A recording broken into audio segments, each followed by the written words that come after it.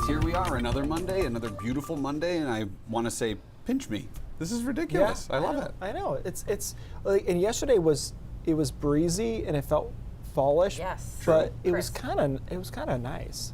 It felt like, I kept saying it felt like a soup day. Oh, yeah. Or like a chilly Soup day. I have a Yeah. vendetta against soup. But Yeah, me too. do you really? Eh. Yeah, this is. Who am I I'll sitting have- next to? We can have this It's discussion okay. another time. We've slowly had to make soups more guess we're complicated having in my it now. house. We're having it. More, Krista, if you interrupt me, I can't get through this story. It just takes longer. We've had to make soups so much more complicated over time in my house that they basically become stews, which is a different thing altogether. Yes. Well, there's usually a lot of I meat get in it. there. You're on I'm Krista's sure our side. viewers are really happy about this. Yeah. All right. It's nice. 73 in Portland, 76 in Portsmouth, 69 in Bangor. Beautiful day.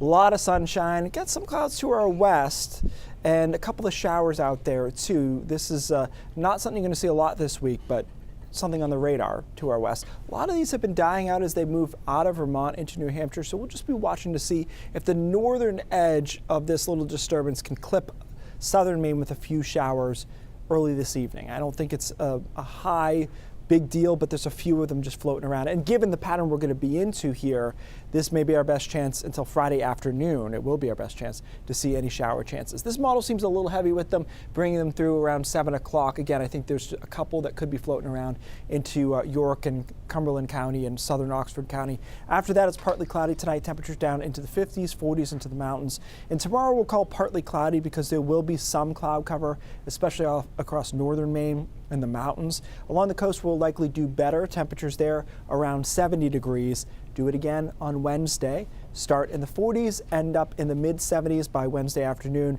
If anything, sunnier here on Wednesday and Thursday as that high really takes hold for those days. And temperatures on Thursday could get to 80. Here we are Thursday at 2 o'clock. This model has a lot of upper 70s, but quite a few others have some low 80s poking around too. So a really nice stretch of weather. Our next chance of showers that'll be more widespread come through on Friday with the cold front coming down from Canada. I'll tell you that even that front is far from a lock for you to catch one of these showers. It's more like a scattered or isolated shower.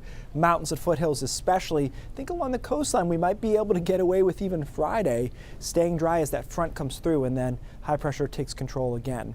So we run the European model through for precipitation through this week into next week, and we've got a lot of zeros, a lot of 0.1s. There's very little moisture to be had here. And so that high pressure is responsible for it as it settles basically directly over us. What you see down there is Francine, by the way, which is a Category 1 hurricane, likely to make landfall in Louisiana on Wednesday night. So that's something you'll hear about on the national stage, no direct impacts to Maine, of course, because of the way everything's positioned here.